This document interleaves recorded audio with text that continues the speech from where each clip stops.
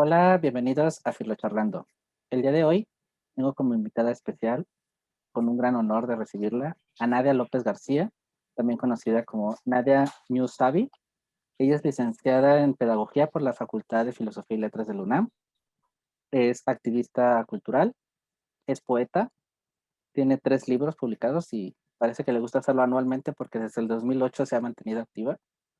Es poeta bilingüe, tiene su primer poema, su primer libro es Ñu Dixia, espero que lo pronuncie bien, es en mixteco, traducido como Tierra Mojada.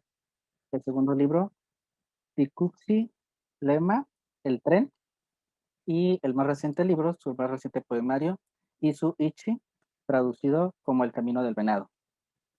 Entre las distinciones que ha recibido, una de las más importantes o más relevantes ha sido el Premio Nacional de la Juventud en el 2018.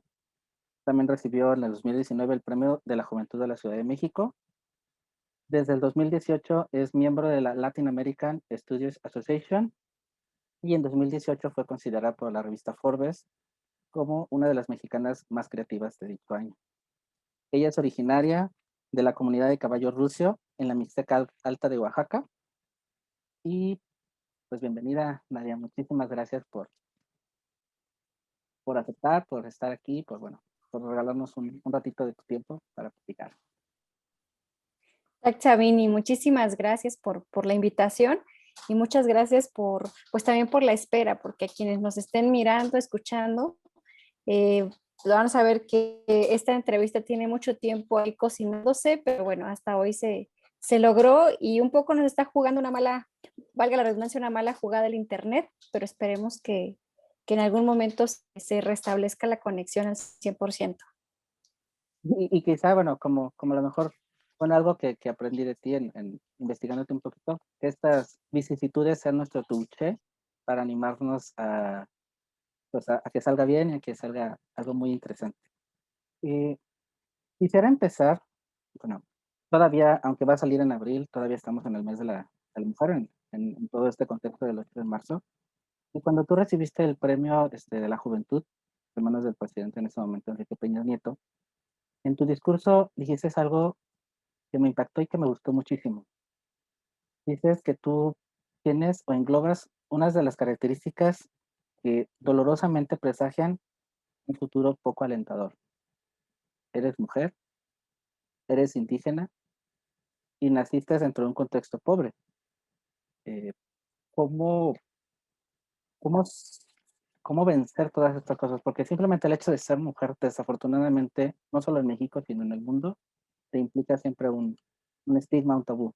Siempre, aunque en teoría estamos avanzando hacia esa igualdad, pues todavía no se consigue realmente. Pero tú además de eso, eres indígena, eres una mixteca. Entonces, ¿cómo enfrentar esa situación?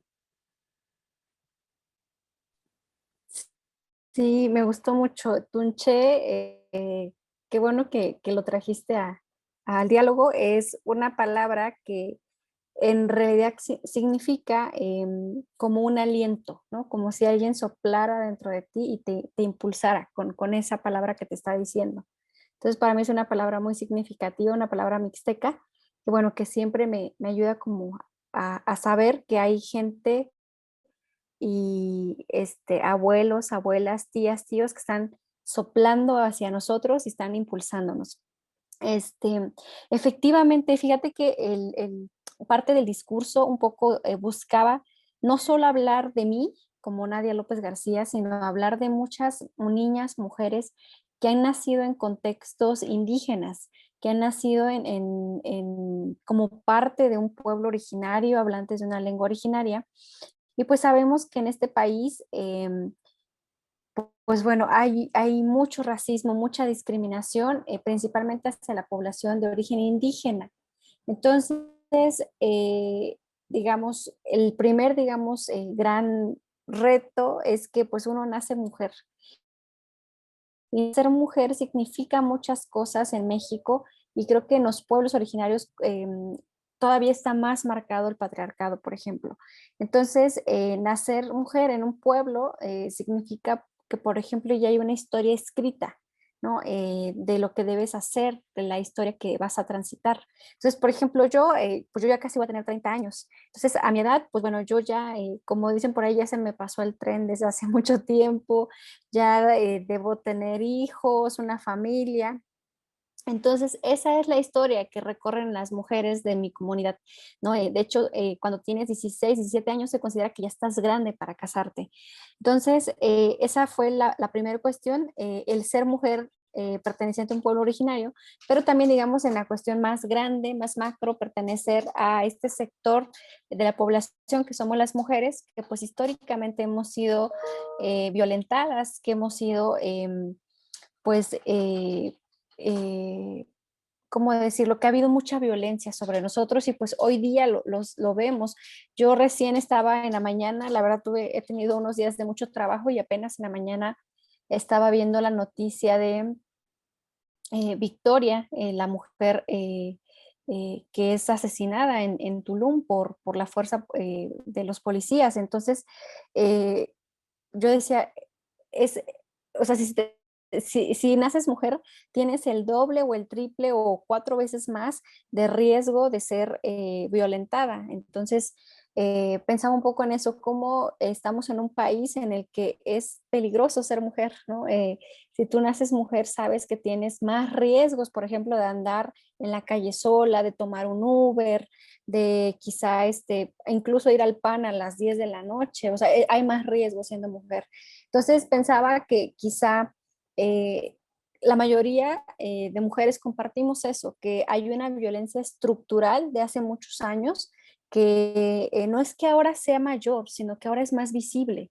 Yo un poco platicaba con una amiga en la mañana, le decía, eh, platicamos un poco sobre lo que pasó con Victoria y decíamos, antes no pasaba o sí pasaba, pero no nos enterábamos. Ahora algo que tienen las redes sociales que son muy mediáticas. Entonces entras y pues de pronto ves todo el home de noticias. Entonces pienso un poco que creo que la violencia también en algún momento la hemos normalizado, ¿no? Escuchamos que una mujer murió, que una mujer desapareció y ya no te causa ese gran estruendo que te causaba las primeras veces que lo escuchabas. La segunda que yo comentaba es ser de población indígena. Por ejemplo, si nosotros revisamos encuestas de la ENADIS, el número uno de población que siente que es discriminada en la Ciudad de México pertenece a los pueblos indígenas. Entonces, digamos, a pesar de que tenemos un reconocimiento constitucional, o sea, tenemos una ley también general de derechos lingüísticos, no, ello no garantiza que podamos, por ejemplo, pedir salud, educación, justicia en nuestra lengua, que en nuestra lengua podamos acceder a esos derechos. Entonces, hoy por hoy, pues sigue siendo las poblaciones más discriminadas, la población indígena. Entonces yo decía, bueno, me tocó nacer mujer, me tocó nacer indígena, me tocó nacer en un hogar de padres no profesionistas, con recursos económicos pues muy bajos. Entonces yo un poco decía, si vemos como todas estas causas antecedentes, pues el destino que viene es un destino muy poco favorable, ¿no? Entonces, creo yo que justo de eso se trata un poco, de cómo hacemos para cambiar la curva de las historias que ya están trazadas, ¿no? De las historias que ya están contadas. Un poco yo pensaba en mi futuro, decía, bueno, a mí me tocaba quizá el mismo futuro que mis papás fueron jornaleros agrícolas mucho tiempo en el norte del país. Y pues en algún momento dije, no, no quiero vivir eso, quiero otra vida, quiero ser otro tipo de mujer. Fue muy difícil, fue muy complicado, porque a pesar de que Oaxaca es un estado maravilloso, que les invitamos que conozcan ahora que haya posibilidades, que podamos viajar. Ahorita, pues bueno, quedémonos en casa, cuidémonos.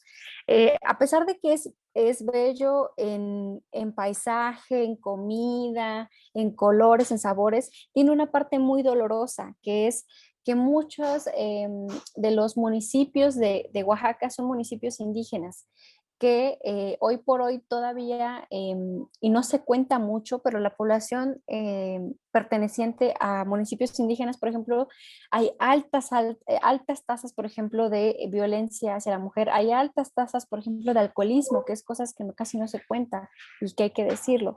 Entonces, un poco también vemos que la mayoría de población que se encuentra en pobreza pues pertenece a pueblos indígenas. Entonces, no es gratuito. Venimos de una historia de despojo desde que empezó hace muchísimos años. Y no solo despojo territorial, sino también despojo, hay un despojo de memoria y un despojo lingüístico, ¿no? Siempre hemos defendido que la lengua es memoria y que la memoria es lengua. Entonces, nosotros al hablar una lengua distinta, no solo estamos pronunciando diferente, no solo estamos decodificando diferente, estamos teniendo una estructura de pensamiento que es una estructura de mundo distinta. Un poco, yo siempre un poco trato de reflexionar que en México no solo tenemos 68 lenguas distintas, tenemos 68 sistemas lingüísticos, pero también sistemas de vida distintos, porque como tú piensas en español no es lo mismo que como tú piensas en mixteco, ¿no? Y también, por ende, no hablas de la misma forma. Por ejemplo, nosotros en mixteco no tenemos, por ejemplo, nexos, ¿no? Que conecten palabras. Por ejemplo, en español, pues tú dices, mira, por acá tengo naranjas, tengo mangos, entonces digo, tú dices árbol de naranja, árbol de mango, árbol de zapote. En mixteco nosotros, por ejemplo, si yo quiero decir árbol de naranja, nosotros estamos diciendo tuticua, que en sentido estricto estás diciendo árbol naranja, sin ningún nexo. Entonces, muchas personas creen que solo es así, árbol naranja, ¿no? Que nos falta algo, pero en realidad se trata de que nosotros en nuestra cosmovisión pensamos que el árbol y la naranja son entidades con el mismo dimensión de importancia. Entonces, están en potencia ambas. Entonces, ninguno es producto del otro. O sea, aquí en el español muchas veces se piensa que la naranja es el producto, el fruto del árbol. En mixteco no. En mixteco ambos son entidades que están viviendo y si uno, que son posibles justo porque están juntas. Entonces, por ejemplo, la naranja va a ser árbol y el árbol va a ser naranja y es un ciclo. Entonces, el no tener de significa todo eso. Entonces, es lo que yo un poco pensaba, la estructura de cómo hemos hecho memoria, de cómo hemos hecho mundo, también tiene que ver en cómo hablamos. Un poco yo pensaba que el español, de pronto, en el español nosotros decimos te amo, te quiero y sabemos lo que significa. En mixteco, por ejemplo, no existe una palabra como tal que refleje que diga, que signifique te quiero o te amo, pero una palabra que tenemos o un conjunto de palabras que tenemos que puede ser Queenie Yuyo, que en realidad hay una pequeña palabra que es ini, que está en esta frase, y que esa palabra ini es muy potente porque para los mixtecos significa el interior o lo profundo que habita en ti. Entonces, lo demás, Queenie Yuyo, significa que dentro de ti hay algo como muy, como muy importante que está teniendo vida porque hay un otro que está mirando, ¿no? Que está mirando hacia ti. Entonces, yo un poco pensaba, en algún momento a mí me tocó leer a Levinas y yo decía, bueno, este señor un poco se parece al pensamiento de mi pueblo, ¿no? Como el otro que te da rostro, ¿no? Y que te hace también encontrar tu propia mirada. Entonces, por ejemplo, nosotros siempre cuando hablamos de un sentimiento tenemos que hablar de la otra entidad o persona que está ahí, que hace posible que eso estén haciendo, ¿no? Entonces, por ejemplo, incluso, por ejemplo, cuando dices te odio se dice Kundas y yo. Entonces, en realidad lo que estás diciendo ahí es que algo está ardiendo eh, de una forma no buena, y que existe porque hay un otro que está ahí. Entonces, pero es muy interesante porque en Teodio, en Mixteco, el que es afectado no es la persona que recibe el odio, el que es afectado es la persona que lo está dando. Entonces, se considera incluso como una enfermedad. Entonces es muy interesante también ver cómo en función de cómo se estructura el pensamiento, se estructura el lenguaje. Entonces creo que un poco habría que pensar y repensar eso, que en México no solo tenemos lenguajes distintos, sino tenemos formas de pensamiento distintas, que creo que eso es algo muy interesante que valdría la pena recuperar. Sin duda, y más que recuperar, hacerlas notar, porque desafortunadamente, así que cuando estudias en la ciudad o cuando estudias que no formas parte de esa población, pues no tienes acceso a ello. A lo mejor lo ves en los libros de que nos conquistaron y formábamos parte de ahí, pero no te involucran. Simplemente no sabes, o si le preguntas a un mexicano de a pie, no te va a decir que tenemos 69 lenguajes, con el español incluido. Y eso es algo terrible porque supuestamente vemos camisas de Frida Kahlo, vemos playeras por todos lados, pero cuando realmente hablamos de lo que es ser mexicano, no lo consideramos, no lo tomamos en cuenta. Y tristemente siempre cuando vemos a una persona, a un indígena en la calle, es el indito que está vendiendo esto. Pero una forma peyorativa, de una forma que lo hace inmediatamente inferior al mexicano, cuando todos somos parte de esa unidad, todos somos mexicanos. Y en lo que me platicas de la cosmovisión, sin duda, creo que pasa, por ejemplo, cuando, no sé, cuando aprendes otro idioma, no sé, en inglés, siempre vas a pensar en español. Y a veces este es el problema cuando traduces o cuando quieres interpretar o cuando recibes, a lo mejor, cuando quieres entender un gringo, ¿no? Y dices, ¿cómo lo traduzco si es su estructura? Pero también hay magia, porque eso precisamente hace que entendamos las cosas diferentes. Y creo que, como haciendo un poquito a lo mejor la comparación, a lo que me platicas ahorita, la cosmovisión de ustedes es más como oriental y occidental. Es más como en esa parte de unidad, de entrega, de cómo vas armando las cosas. Y bueno, tú aprendiste tu lengua materna hasta los 8 años. Y fue porque descubriste a tu mamá hablando. Y en esta parte me quiero detener porque hay dos cosas que me gustaría rescatar. Una, cuando estuve leyendo, cuando estuve investigando de ti, tu mamá dices que ella dijo que, no, que estaba hablando bien, que estaba hablando español y que eso te cimbró. El cómo catalogamos a la lengua oficial de México como bien, el cómo, por ejemplo, ya con tu mamá, netamente, el cómo es sentirse, forman parte de los indígenas, más o menos, números estadísticos del INEGI, el 15% de la población mexicana es indígena, pero aún así, yo me quiero imaginar que es como sentirse extranjeros. Yo, por ejemplo, tuve la fortuna en 2019, fui a China, yo no sabía ni pío de chino.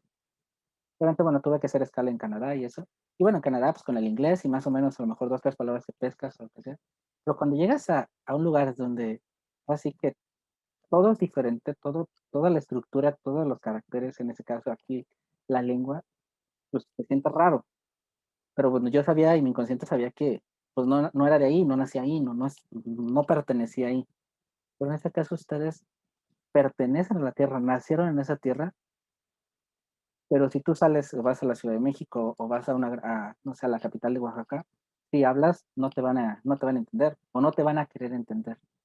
¿Cómo es vivir tanto esa etapa de adaptarte o de realmente pertenecer a tu país, aunque hables una lengua diferente? ¿Y cómo fue para ti descubrir a esos 8 años que lo que tú a lo mejor habías entendido que estaba bien, pues sí fue bien, pero hay algo más atrás de ti, que es lo que te da tu ser, y que te hace ser nadie?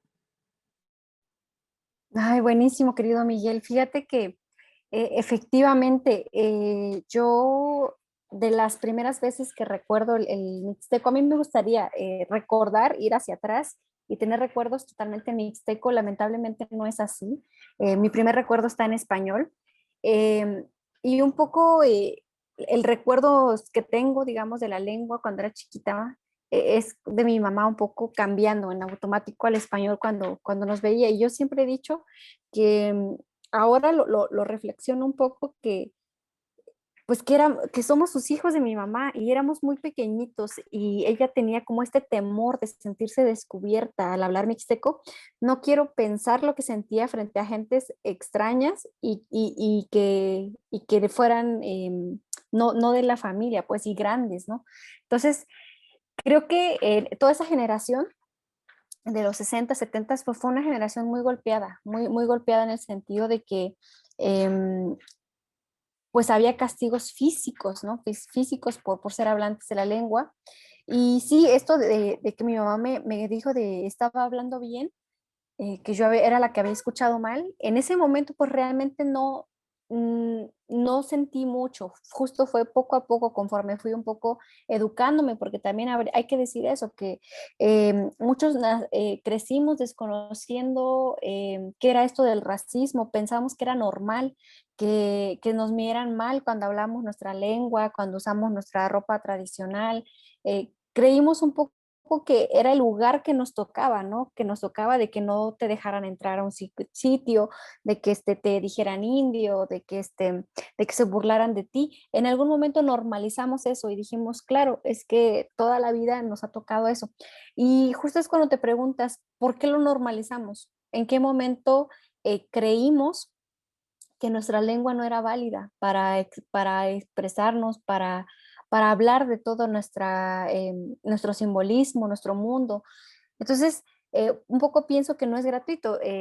Cuando conquistaron, bueno, que le dicen la conquista, ¿no? Cuando llegaron a esta tierra, los dueños y las dueñas de esta tierra, pues éramos pues los pueblos originarios. También ahí hay otra historia que hay que contar, ¿no? Que en ese momento había también una fuerte conquista de los nahuas, por ejemplo, hacia todos los otros pueblos. Casi no hablamos de ello, pero bueno, es interesante también nombrarlo, ¿no? Entonces, por ejemplo, mixtecos es una palabra que viene de una palabra náhuatl, ¿no? Que significa gente de las nubes. Nosotros nos autonombramos los Ñusabi, que es gente del pueblo de la lluvia.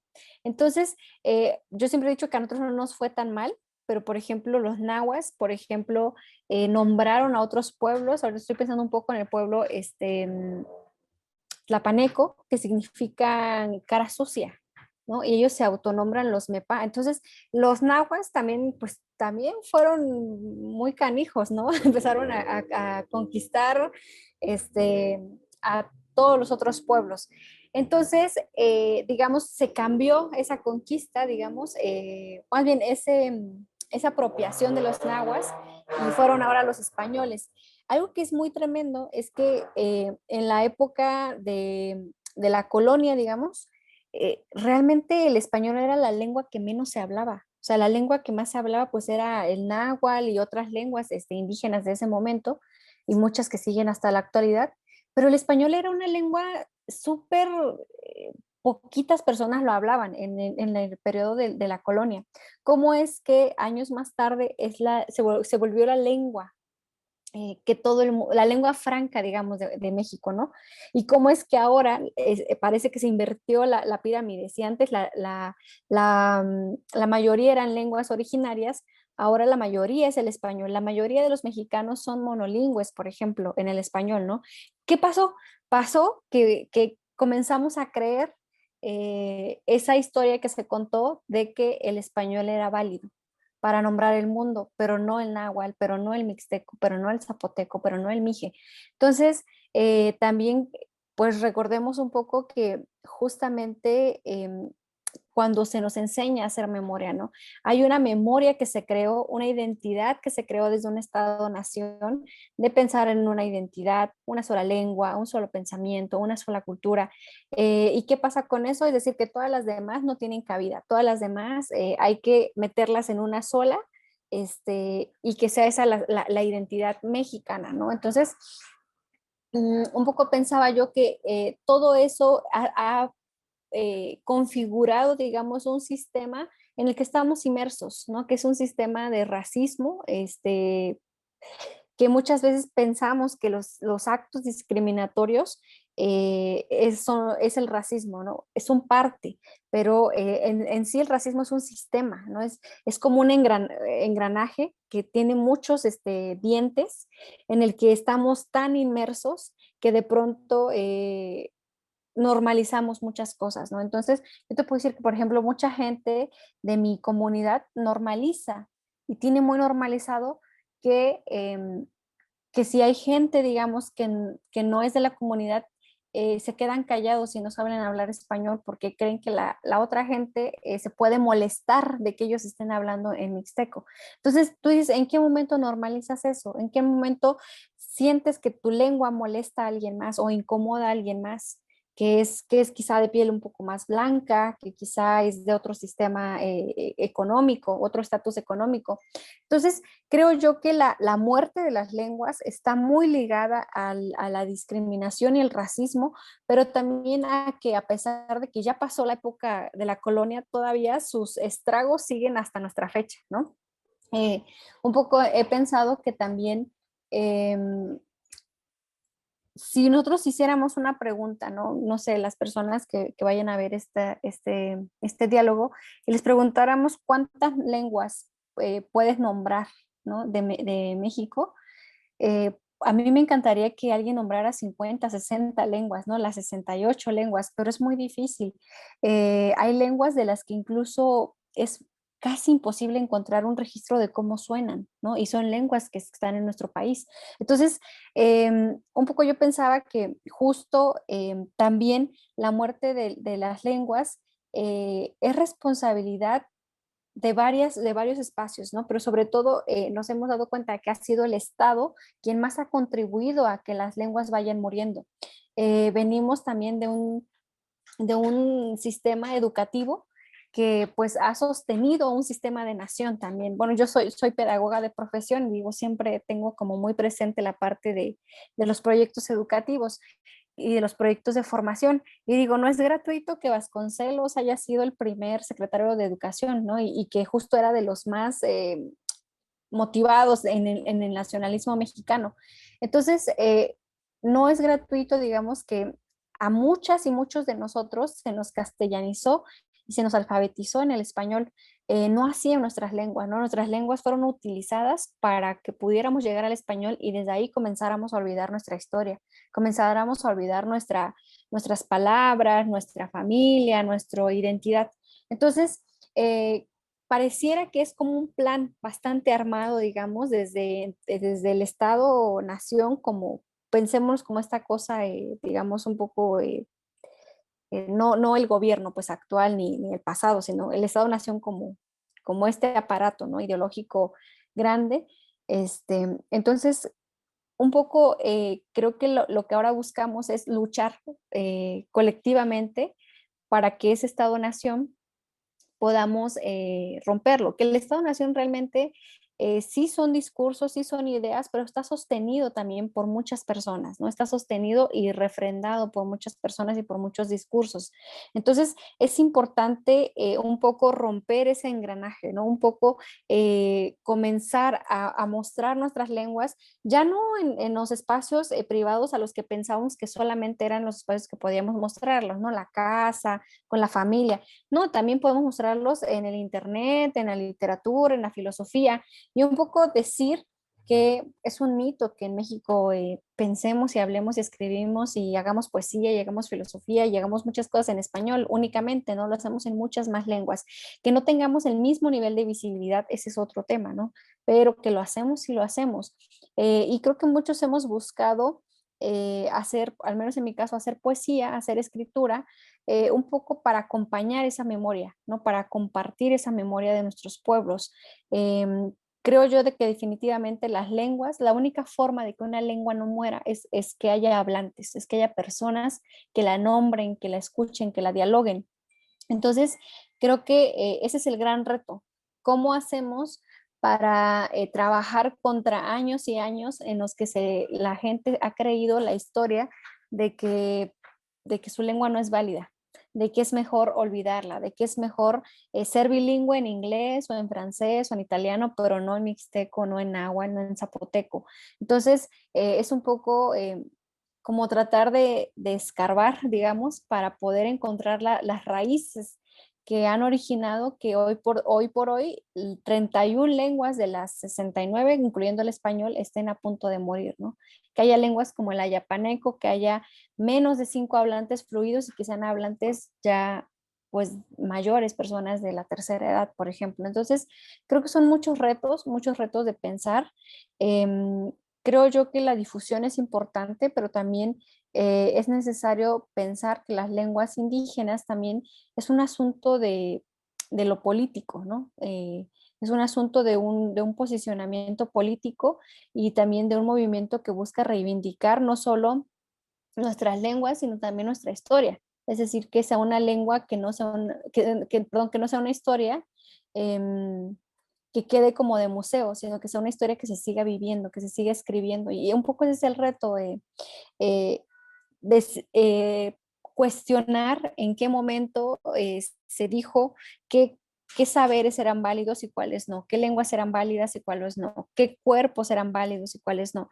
Entonces, el trabajo, digamos, con lenguas originarias no solo es un trabajo, digamos, estilístico o de belleza, digamos, ¿no? De la poesía, sino es un trabajo también que busca un poco hacer esta denuncia de decir, somos hablantes de una lengua y pertenecemos a una nación distinta que por mucho tiempo ha sido combatida y que estamos buscando no morir, ¿no? Que estamos buscando que nuestra lengua siga latiendo en esta tierra y que puedan venir otras generaciones y que conozcan su lengua y que conozcan su cultura y que la sigan compartiendo. Entonces, creo que también es una de las principales cosas, que México se ha pensado como una sola nación durante muchísimos años y pues no, somos muchas naciones. Yo soy de la nación de la lluvia, por ejemplo, pero hay quienes de otras naciones, ¿no? Hay la gente Vinizá, que es la gente nube, que su nación es la nación de la nube. Entonces, un poco repensarnos también en las historias y las narraciones y narrativas que nos hemos contado.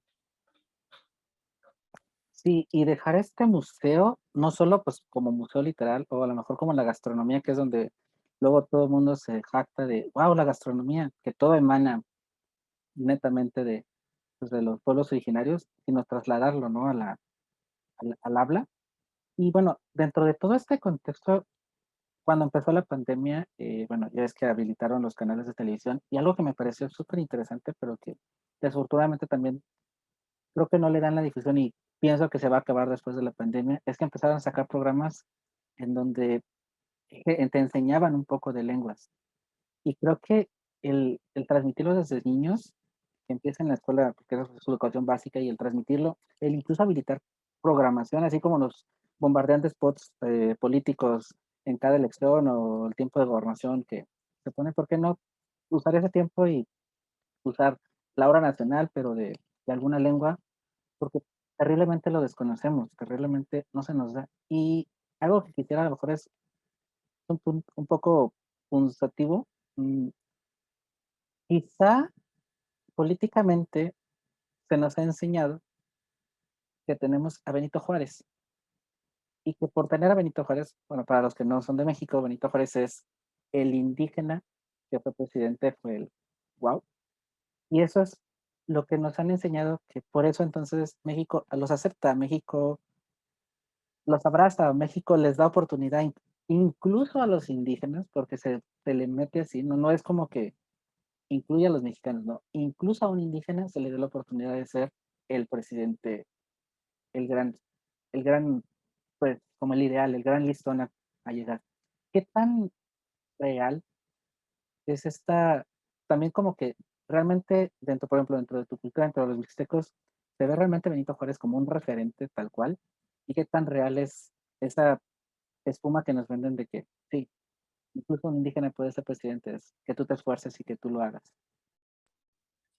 Querido Miguel, fíjate que tocaste un tema muy importante y muy peligroso, que es el tema de la inclusión. Y lo digo así como lo nombra las instituciones y el Estado, ¿no? El tema de la inclusión, porque creo que ha habido un aparato que es bastante mañoso en el sentido de que si tú le cuestionas em, al Estado, si tú le cuestionas a la cinematografía, si tú le cuestionas a un montón de espacios, te van a decir, oye, pero nosotros sí convivimos con ustedes. Ustedes tienen, tenemos por ejemplo el caso de Yalitza, ¿no?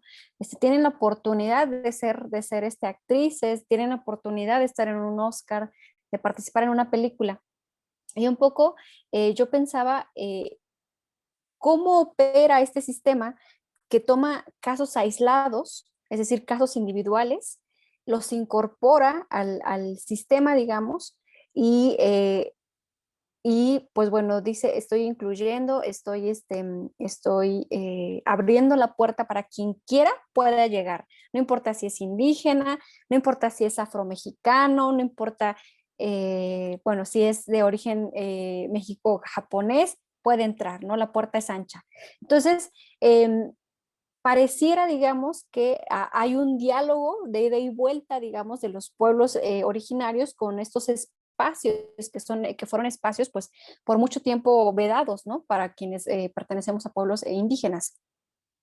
Creo yo que es un poco peligroso porque bien es cierto que todos los espacios que podamos tomar y todos los espacios que podamos recuperar y todos los espacios donde las lenguas originarias y el pensamiento sobre y cuestionamiento sobre, digamos, todo lo que ha acontecido alrededor de los pueblos originarios, todos los espacios son bienvenidos, ¿no? Porque es necesario reflexionar desde todos ellos. Pero hay algo muy peligroso que es creer el discurso de que ya estamos dentro, de que ya no hay por qué luchar, porque ya hay una persona indígena en la Cámara de Diputados, porque ya hay una persona indígena siendo empresaria, porque ya hay una persona indígena protagonista de de una película, ¿no? Ya no hay por qué luchar porque ya las luchas están atrás, porque ya dialogamos, porque ya trabajamos juntos. Ese es un primer mensaje. El otro mensaje que creo que es el que vale la pena mucho reflexionar es, eh, históricamente instituciones, Estado, han excluido a los pueblos originarios como comunidad, ¿no? Como grupo, pero han incluido a ciertas personas de forma individual para justificar. Entonces, creo que una de las cosas que es muy interesante es en qué momento, o más bien tener mucho cuidado que la participación de alguien individual no sea usado para justificar que hay una inclusión o que ya hay un diálogo, o que ya no hay luchas que hacer porque ya estamos dentro, ¿no? Entonces, yo aplaudo cada que yo me entero que alguien de origen indígena está grabando con Sony o está en Hollywood o no sé, o está dirigiendo una institución, una fundación. Digo, qué chido que estén en esos espacios. El punto es no olvidar que esos casos individuales no deben ser una justificación, digamos, de que ya hay una inclusión.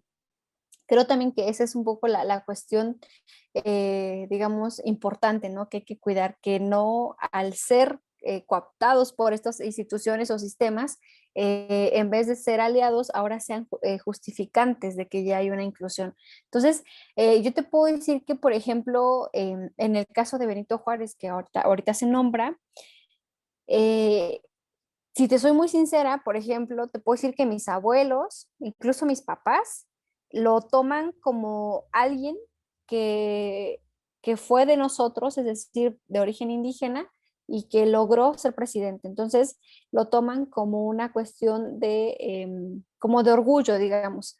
Pero hay que repensar. Yo un poco, cuando hablo con mis papás, les digo, hay que repensar porque cuál es en el imaginario colectivo, lo que se ha dicho de Benito Juárez es que no importa tu origen, no importa tu sistema, tu estatus económico, no importa tu historia familiar, puedes llegar a ser presidente de México, ¿no? De la República. Pero yo poco les decía, no caigamos en este discurso de si le echas ganas, lo vas a lograr, ¿no? Porque también creo que eso es muy peligroso, porque de alguna forma oculta que históricamente y que vivimos en un sistema totalmente desigual, ¿no? Que vivimos en un sistema en el que, por ejemplo, ahorita quizá con muchas fallas el internet, pero sea como sea, tenemos una computadora, tenemos luz eléctrica. Internet, dijeran por ahí chafa, pero tenemos, ¿no? O sea, eh, no pasa, no está pasando esto con toda digamos, el país, ¿no? Entonces, ¿qué pasa cuando usamos este discurso de échale ganas y vas a ser un Benito Juárez que era pastor de ovejas, pero logró ser presidente? Lo que pasa es que al sujeto se le avienta toda la responsabilidad de que si es pobre es porque quiere, pero si quiere puede ser presidente, ¿no? Si quiere puede ser rico, si quiere puede ser una persona de dinero. Entonces, se oculta, digamos, que no es así, que más bien estamos anclados en un sistema históricamente que sí, sí depende mucho de en qué familia naces, de cuál es el nivel educativo de tus papás, para ver hasta dónde llegas. Hay casos excepcionales, ¿no? Y, por ejemplo, un poco en algún momento yo pensaba en mi propia vida, ¿no? Yo vengo de una familia muy de recursos bajos, no profesionistas, de origen indígena, mucho tiempo viviendo en la frontera norte, y yo decía, bueno, obviamente hubo mucho trabajo, ¿no? Para poder lograr una universidad, para tener un empleo, pero eso no justifica que uno deje de denunciar y de hacer evidente todo el sistema pues tan desigual en el que vivimos. Creo yo que también algo a mí, por ejemplo, algo que logró que yo pudiera estudiar fue, por ejemplo, la colectividad, ¿no? El que hubiera alguien que te dijera, yo hoy pago tus copias, hoy yo pago tu comida, hoy no te preocupes, yo pago la combi. Entonces creo que son como discursos bien peligrosos, ¿no? De pronto, porque en algún momento yo recuerdo que me dijeron, oye, pero tú dices que no hay que decir esto de echarle ganas porque es todo un sistema de pensamiento del, creo que echeganismo, ¿no? Pero pues mira, o sea, tú pues vienes de como de una familia muy, pues de muy recursos muy bajos y pues ya terminaste tu licenciatura. Digo, claro, digo, y es un caso, ¿no? Y puede que haya más casos así, pero el punto no es que llegue una persona, el punto no es que una persona lo logre para que se justifique que depende de ti. El punto es cómo hacemos que en lo colectivo se logren más personas. ¿Cómo hacemos para que no nos cueste siempre el doble o el triple poder llegar al mismo piso o casi al mismo piso que muchas otras más personas? Entonces, algo que es bien cierto es que en este país, si eres de piel morena, tienes muchas menos posibilidades que muchas otras más personas. ¿Cómo hacemos, no? Para un poco, si eres de origen indígena, un poco estoy pensando también en las hermanas y hermanos mayas, que muchos de ellos, por tener apellidos mayas también, pues sufren y viven más bien una serie de consideraciones que les impiden, por ejemplo, llegar a cierto espacio. Yo recuerdo mucho al poeta Cocón Pech, que él decía, ¿no? Que cuando él iba a la escuela, en la primer fila sentaban a aquellos que tenían apellidos totalmente en español. En la segunda, a los que tenían un apellido, digamos, de origen español y otro maya. Y hasta el último sentaban a los que tenían los dos apellidos de origen maya. Entonces, un poco es esta imagen, digamos, que nos comparte el poeta Cocom, también es cómo está la sociedad, ¿no? Si entre más piel oscura tengas, te toca más hacia atrás, ¿no? Entonces, pues son muchas cosas, ¿no? Y todos están atravesados por la lengua, están atravesados por la cultura. Un poco yo sigo mucho a Yasnaya, que es una mujer que les recomiendo que lean, y un poco ella dice, la lengua, soñamos con nuestra lengua, ¿no? Vivimos con nuestra lengua, trabajamos con nuestra lengua, o sea, la lengua es algo que está todo el tiempo presente en nuestras vidas. Entonces, ¿cómo ha sido de lo más combatido? O sea, entonces, al ser de lo más combatido, pues se ha combatido nuestra identidad, se ha combatido nuestras historias, se ha combatido muchísimas cuestiones de nuestra vida y de nuestras naciones. Entonces, un poco el punto es eso, es primero cómo logramos darnos cuenta nosotros, un poco lo que yo les decía, mis papás y mis abuelos consideran a Benito Juárez como un ejemplo, ¿no? Entonces, ¿cómo hacemos para un poco desestructurar, digamos, los discursos creados y para replantearlos? Entonces, yo lo que puedo un poco comentar es que justo son estos espacios, ¿no? De diálogo, estos espacios de platicar, de también uno no tiene todas las respuestas, ¿no? Uno va aprendiendo, uno va equivocándose. Yo te puedo decir que hace unos años, pues yo no tenía tanta conciencia de lo que significaba hablar otra lengua y que era una lengua que históricamente ha sido una lengua que ha sido minorizada. Entonces, ahora tengo más conciencia de eso y creo que he tomado un poco más un pensamiento más serio, digamos, más preocupado, digamos, de lo que estamos haciendo y estamos viviendo. Pero pues es una historia de irnos aprendiendo, de irnos educando, de irnos compartiendo. Y creo yo que justo también las lenguas van a vivir por sus hablantes, pero también por las personas que se unan, quizá no hablantes, pero que se unan con nosotros también para continuar en esta lucha porque nuestras lenguas no se acaben, ¿no? Para que nuestras naciones no se acaben. Hay algo de lo que dices que me dio un poco como dicen, de culpa o de risa, porque cuando le preguntas a un extranjero, y afortunadamente ahorita por filosofía en la red he tenido esa oportunidad de platicar con latinos, españoles, europeos de otras latitudes, incluso chinos, y México, Chichén Itzá, México, pirámides, pero mencionas lo interesante, los mayas, cómo, poniendo el ejemplo puntual de los mayas, cómo discriminan los mayas cuando en teoría, y se supone que es lo que estamos orgullosos de las pirámides, y que las construyeron y que esto y acá, pero que al momento ya de la praxis, al momento ya de llevarlo a cabo, entonces él es un indígena y lo relegamos. Porque sí es lo que vendemos, vendemos Chichén Itzá y vendemos todas las atracciones y vendemos que el juego de la pelota y que wow, pero ya al momento de realmente hacerlo vida y de realmente darles esa oportunidad, pues no es real. De la inclusión, también me comparto mucho tu idea, porque yo siempre he dicho que cuando una institución se vanagloria de que incluyó a alguien, lo que está haciendo es excluyendo, porque no normalizas. ¿Por qué tienes que destacar que incluiste a una persona que es indígena, que incluiste a una mujer, que incluiste a un afromexicano? ¿Por qué no simplemente normalizar que es alguien que cumple un perfil, que abarca lo que la institución pide y que simplemente entra porque así es, no hay nada más. Entonces, las instituciones, porque eso está de boga en las películas, ahorita con la comunidad lésbico-gay, siempre incluir a una escena lésbica, pues porque somos incluyentes y pues, tenemos que incluirlos. Pero no hacerlo parte, como que normalizarlo de verdad, decir, bueno, pues que para qué se sorprende, es normal, o sea, es parte de la trama, es parte de nuestra política, es parte del proyecto que llevamos, no es nada extraordinario, no es como que tienes que ser indígena para poder entonces ver si cumples los demás protocolos y entonces meterte. Y del sistema me viene mucho hasta, tú compartes en una de tus conferencias que tú tuviste la oportunidad de entrar a la UNAM, donde entraste a la facultad, porque tenías internet. Bueno, no, miento, perdón. Sobre el Premio Nacional de la Juventud. Para entrar a la convocatoria, entraste porque pudiste estar con internet y pudiste hacer esa solicitud. Y contrastabas mucho ese hecho de cómo hay otras personas de mismas condiciones o incluso inferiores que no pueden concursar, que no se pueden hacer visibles porque no tienen esas oportunidades.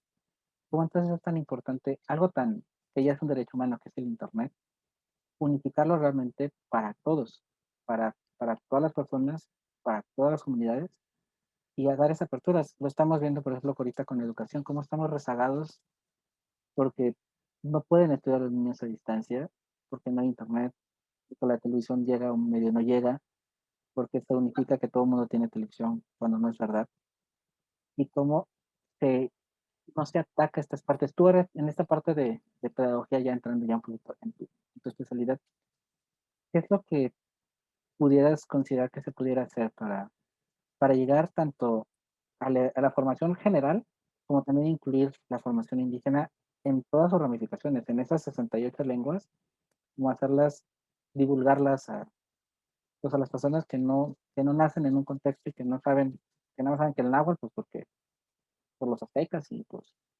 hay que peleaban unos con otros, pero realmente no saben y desconocen todas estas riquezas de cultura y riqueza de lenguas. Sí, muchas gracias. Fíjate que sí, justamente yo comentaba que pues yo pude concursar porque tenía pues dónde imprimir, tenía internet para leer la convocatoria, pero también cuando hice, cuando bajé la guía, digamos, para la UNAM y cuando saqué la ficha, pues sí me costó mucho juntar el dinero, pero también fue tener la oportunidad. Por ejemplo, yo recuerdo que con 100 pesos compré, bueno, no vamos a decir marcas, ¿no? Pero de ranita, compré paletas, compré un montón de cosas y con eso empecé mi negocio de vender dulces para juntar para mis fichas, para mi pasaje, para todo lo que conllevaba hacer el examen en la UNAM. Entonces, es muy interesante lo que cuestionas y lo que preguntas, porque efectivamente no estamos eh, en el mismo, como dicen por ahí, estamos en el mismo mar, pero no estamos en las mismas condiciones, ¿no? Hay quien va en bote, hay quien va con chaleco salvavidas, hay quien va únicamente con sus fuerzas. Entonces, no sé si me estoy escuchando, yo creo que sí. Mm. Sí, sí, sí, estaba en mute, sí. Sí, te estoy Sí. escuchando. Ah, perdón, es que como mi internet está bien mal, Problemas técnicos, pues ahí perdón, o está, sea, yo todos, pero ya, volvemos. volvemos, perfecto, perfecto. Este, justo un poco es que las condiciones de lucha no son las mismas, ¿no? Depende mucho de dónde naciste, de en qué año, en qué familia, en qué pueblo, en qué lengua naciste, también depende mucho. Entonces, eh, digamos, desde mi formación de pedagogía, un poco ahora que empezó la pandemia, pues bueno, empezó, por ejemplo, Aprende en Casa, ¿no? Que es un sistema de contenidos por televisión. Y pues sí, efectivamente, no todo nuestro país tiene incluso energía eléctrica, ¿no? Hay poblados que no hay ni siquiera energía eléctrica, cuanto menos va a haber una conexión a red de internet. Entonces, ¿cómo hacemos para buscar aminorizar ese abismo, digamos, de desigualdad en el que vivimos? Yo creo que algo que es primordial es trabajar en comunidad, ¿no? Un poco yo he pensado que justo los planes y programas de estudio, digamos, de incluso de educación indígena, muchas veces no han son diseñados por personas que ni siquiera son pertenecientes a un pueblo indígena, que un poco desconocen el contexto. Ahora lo que estoy mirando y me da mucho gusto es que estoy viendo que gente que sí tiene el contexto, que sí conoce de los pueblos originarios, está entrando a las instituciones a trabajar, digamos, a diseñar materiales educativos, en fin, programas de estudio. Yo creo que la propuesta, y es la propuesta que no es nueva desde hace mucho tiempo, es que ninguna actividad o ninguna propuesta educativa o de formación puede ser viable si no está acompañada y arropada por la comunidad a la cual va, ¿no? Y entonces creo que también una de las grandes problemáticas es que siempre se llevan programas para atender a la población indígena. ¿Por qué no decir, vamos a hacer juntos un programa de estudios, un plan de estudios, un diseño curricular tú vives en tu comunidad, tú sabes qué es lo que te interesa, tú sabes qué es las problemáticas que hay. Yo creo que muchas veces se ha dicho y a mí me ha tocado que el diseño curricular sería lentísimo si hacemos eso, ¿no? Digo, bueno, pero llevamos años y años y años con planes y programas que no funcionan. Entonces, ¿por qué no invertir tiempo, aunque nos lleve algo, para poder diseñar junto con las comunidades? Yo, algo que estuve trabajando ahora que estuve en Oaxaca, que recién regresé hace poco acá a la Ciudad de México, fue la elaboración de cuadernillos con maestras y maestros. En los lugares donde no hay internet, donde no hay luz eléctrica, es hacer cuadernillos en hojas blancas, así a mano, los maestros, no son muchos alumnos, e ir y entregarlos, ¿no? Y los niños lo resuelven. Y ese ha sido un sistema que se está llevando en varios lugares de nuestro país. Sin embargo, también, pues, es muy triste porque la mayoría de maestros que pertenecen a educación indígena reciben de los sueldos más bajos dentro de, por ejemplo, el sistema educativo. Entonces, pues es increíble, ¿no? Que de pronto tengan que gastar de su gasolina, de sus propios materiales, ir y venir, y decimos, bueno, pareciera que realmente la educación indígena no interesa. Si nosotros vemos, por ejemplo, el gasto de presupuesto, vamos a ver que el gasto último pertenece a educación indígena y a educación para población migrante. Entonces, es muy lamentable porque realmente si hubiera interés, se estuvieran diseñando políticas educativas con pertinencia cultural, se estuviera destinando presupuesto real que ayude a abatir todo el rezago educativo histórico que hay en las comunidades originarias y se estaría pensando en estrategias de educación intercultural, sí, pero también educación con pertinencia cultural, es decir, educación que esté pensada con las poblaciones originarias, ¿no? Muchas veces ahora pienso un poco, hace unos años se evaluaba muchísimo en México, ¿no? Ahorita de pronto ya no tanto, pero hace unos años decían, bueno, los que salen hasta el último son los indígenas, porque no entienden, porque no saben, porque desconocen muchas cosas.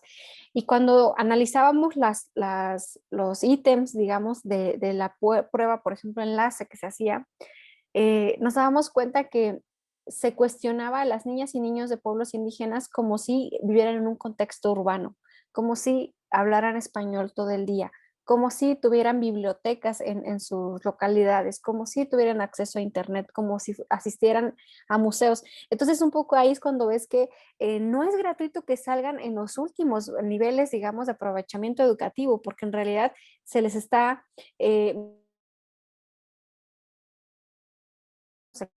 midiendo.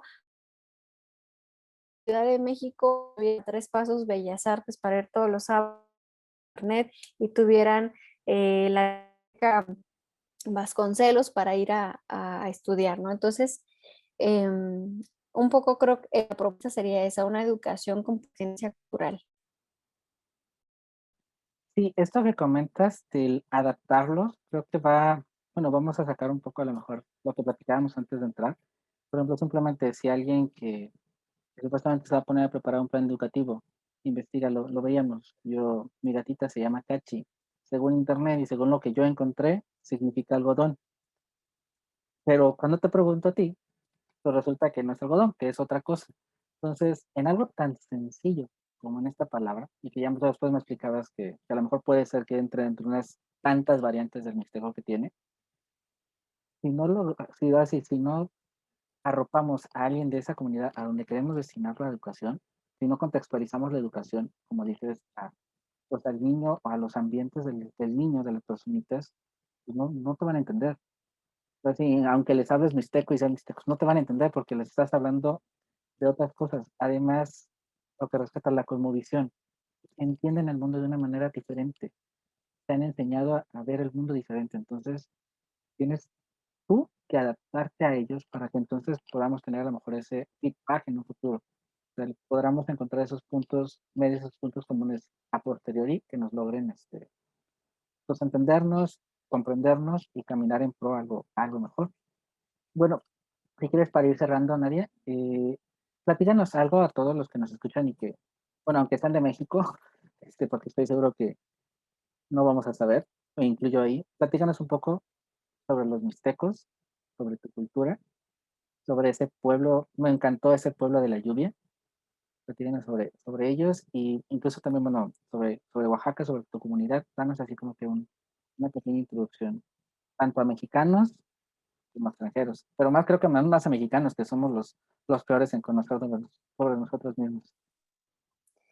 Sí, efectivamente, fíjate que, bueno, el mixteco, según Inali, tiene 89 variantes, entonces habría que ver, pero bueno, cachi significa hablar, pero justo esto que vimos ahorita pasa en los libros de texto, hay errores en los libros de texto en lenguas indígenas. También algo que pasa es que están distribuidos mal, es decir, muchos del, por ejemplo, me tocó en una comunidad chatina que me tocó ir a hacer un servicio que tenían una variante distinta, ¿no? De la comunidad, la variante que se hablaba ahí no tenían los libros ahí, tenían los de otra comunidad. Entonces, es son muchas cosas, ¿no? Podemos hacer todo un análisis y muchas incluso tesis y investigaciones pensando qué es lo que está fallando en el sistema educativo indígena para que hasta la fecha no tenga, por ejemplo, una estrategia consolidada, formal, ¿no? Entonces, bueno, esa es una cosa. La otra es que, bueno, yo sí les quiero contar que Oaxaca, pues es un estado con 8 regiones. Tenemos, un poco yo le comentaba a Miguel que tenemos la región costa, de que es, pues es playa, es mar. Tenemos la región de la Sierra Sur y la Sierra Norte, que es mucho bosque, es muy fría. La región del Istmo, que es bastante selvática. La región de la Cañada, que es una región bastante húmeda. Por ejemplo, se da ahí mucho la vainilla. Tenemos los valles centrales, donde pues está todas las zonas arqueológicas, las ruinas. Tenemos también la Mixteca, por supuesto, tenemos la región Mixteca, que hay dos, una es muy árida, yo pertenezco a la región de la Mixteca Alta, que es bastante húmeda, fría, es una zona cafetalera. De hecho, si ustedes llegan todo el día, en todas las casas va a haber una olla de café, porque se toma como agua de tiempo el café. Entonces, Oaxaca, digamos, pertenece a los estados de nuestro país con mayor diversidad, no solo biológica, sino con mayor diversidad cultural y lingüística. Nada más en ese estado se hablan 16 lenguas, ¿no? Bueno, 17 con el español. Yo pensaba un poco en España, que en España cuántas lenguas se hablan, ¿no? Y nada más en mi estado, cuántas lenguas hablamos. Entonces, un poco creo yo que es necesario conocer Oaxaca, todos los estados que quieran, pero Oaxaca creo que es un estado en el que la diversidad todavía puede ser vista, todavía pueden ir a la central de abastos y pueden escuchar gente que va a estar hablando en zapoteco, gente que va a estar hablando en icots, gente que va a estar hablando en chatino, gente que va a estar hablando en zoque, en náhuatl, en otras lenguas de nuestro estado, que, que es delicioso, ¿no? Vamos a, por ejemplo, pensemos un poco en los países, digamos, no sé, como India, bueno, otros en los que pues escuchas una diversidad de lenguas, pues lo mismo pasa aquí en Oaxaca, ¿no? Muchas veces decimos quiero ir al otro lado del mundo para saber cómo hablan, cómo son, digo, y a veces no sabemos ni siquiera qué lenguas se hablan en Oaxaca, cómo suenan en Chiapas, en Guerrero. Entonces, creo que tenemos una gran diversidad y riqueza que a veces es bien triste porque a veces los propios la desconocemos, ¿no? Entonces, digo, invitarnos también a conocer, bueno, ahora con esta pandemia pues es complicado, pero no dejar de conocer nuestros lugares. Creo que la única forma en la que podemos eh, querer y cuidar la diversidad, no solo cultural, sino lingüística, sino de diversidad, la única forma es conociéndola, ¿no? Porque uno no va a cuidar, no va a amar, no va a respetar, no va a proteger aquello que no conoce. Entonces, el primer paso creo que es eso, es conocernos. Yo pertenezco a los Nyosabi, que son la nación de la lluvia, y nosotros, bueno, nos nombramos de la Nación de la Lluvia porque tenemos relatos de creación. Uno de los principales relatos es el relato que se conoce como relato de Apuala, en el que se cuenta que hubo dos príncipes que eran dioses, que eran una mujer y un hombre, que hicieron un castillo, una casa encima de unas peñas. En ese entonces el mundo todavía no era, ¿no? El mundo era oscuridad, era desorden, no se podía, pues digamos, no había nada de lo que ahora vemos. Entonces ellos como eran dioses podían mirar y caminar en esa oscuridad, pero un día descendieron del lugar donde estaban y comenzaron a caminar y llegaron a un lugar donde encontraron una gran roca y comenzaron a tocarla y esa roca se abrió, se partió y de esa roca que se partió nació un árbol, perdón, nació un río, salió un río, pues y de ese río, mero en medio, creció un árbol y en ese árbol, en la copa hasta arriba, empezó a nacer gente y se cuenta que esa gente que nació es nuestros antepasados. Entonces, de ellos venimos, ellos comenzaron a poblar la región mixteca y de ellos son nuestros antepasados. Entonces, un poco se nos ha nombrado la gente de la lluvia, la gente, pues tenemos mucha relación siempre con el agua. Entonces, pues es muy importante no olvidarlo y así como nació el pueblo Ñusabi, si ustedes preguntan, por ejemplo, por el pueblo Wixárika, el pueblo Huichol, cómo vino al mundo, ellos van a contarles lo que les han contado, cómo ellos llegaron a esta tierra. Ustedes preguntan a los zapotecos, también les van a contar. O sea, ustedes pueden a veces un poco, hace poco, justo por la pandemia, yo veía el avatar y yo decía, bueno, allá hay la nación de la lluvia, del agua, ¿no? Del aire. Digo, no estamos tan alejados, aquí también hay muchas naciones y es importante conocerlas. Entonces, yo les invito a que conozcan la nación de la lluvia, a que conozcan de nuestra historia y que trabajen junto con nosotras y nosotros para la defensa también de nuestra historia y de nuestra lengua. No, pues muchas gracias, Nadia. Y sí, es impresionante. Creo que a veces nos impresionamos o nos vamos siempre por los mitos epopélicos de otros lados, cuando sí nos ofendemos y defendemos que nos conquistaron y que estamos enojados con los extranjeros porque vinieron y nos invadieron, pero realmente no nos apropiamos o no hacemos propio de alguna manera y permitimos a veces, o muchas veces que sean otros, sean precisamente los extranjeros, no solo los que descubran los restos, porque muchas de las ruinas han sido descubiertas por extranjeros, sino también que sean los que vengan a valorar o vengan a admirar esas cosas. Digo, es terrible, ¿no? Como, ahora sí hablando propiamente ya netamente como mexicanos, que nos demos ese lujo, ¿no? De dejar morir lenguas, de dejar morir culturas y de sí solo usar el sticker en la camioneta de la pirámide para decir que es muy bonito y soy muy mexicano, pero no realmente sentirlo como tal. Muchísimas gracias, Nadia. Ha sido todo un honor, todo un privilegio tenerte aquí hablando. Y pues tenemos pendiente, lo amarramos fuera de línea, pero lo continuamos por acá cuando ya se pueda la pandemia, cuando ya se vaya finalmente y cuando todo y podamos coincidir en ciertos espacios, que Nadia nos presente un poquito, ahora sí, en vivo y en directo, allá su tierra, para enriquecernos culturalmente, pues tanto nosotros, los mexicanos, como a quien se deje conquistar. Vamos a conquistar un poquito como cultura de... Claro que sí, pues muchísimas gracias, estimado Miguel. Muchas gracias a Filosofía en la Red y gracias a quienes estén viendo este espacio de diálogo. Qué alegría y pues ojalá que no sea la última, sino que sea una de varias pláticas que podamos tener, porque pues hay muchos temas por hablar, muchas cosas por comentar y pues bueno, sobre todo a mí me gustaría dejarles este mensaje de que nos acerquemos a escuchar todo lo que se cuenta en nuestros pueblos y en las lenguas que todavía hoy siguen vivas y que no las dejemos morir, que las hablemos, que las compartamos, que las enseñemos. Y pues sí, bienvenidos a Oaxaca, por acá pues son bien recibidos. Miguel, pues claro que sí vamos a hacer ese tour por Oaxaca cuando sea posible, y pues bueno, también dejémonos un poco conquistar, dijeran en el buen sentido, ¿verdad?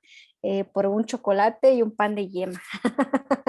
Como decimos, ¿no? Ya me vi escuchando en el mercado 16 lenguas. Creo que debe ser, sí, a lo mejor la palabra se va a ir un poco fea, pero ha de ser un espectáculo delicioso culturalmente. Creo que no me lo puedo imaginar. Creo que debe de ser algo inenarrable, como dicen. ¿No? Creo que sería de lo más respetable en todo. O sea, además de toda la cultura, de toda la gastronomía y todo, el estar ahí y escuchar tantas voces es, así que viajar al mundo en un solo, sin moverte. Sí, no, y yo creo que es una de las cosas que uno debe permitirse, debe vivirlas y entonces yo les digo, no se priven de ese regalo, de esa cosa tan maravillosa que todavía hoy podemos escuchar. En unos años, ojalá todavía lo podamos seguir escuchando, pero así como van las cosas, poco a poco las lenguas van muriendo. Entonces, estamos a buen tiempo y también si pueden aprender una lengua originaria, también estamos un pasito más de que haya un hablante más en esta tierra de nuestras lenguas.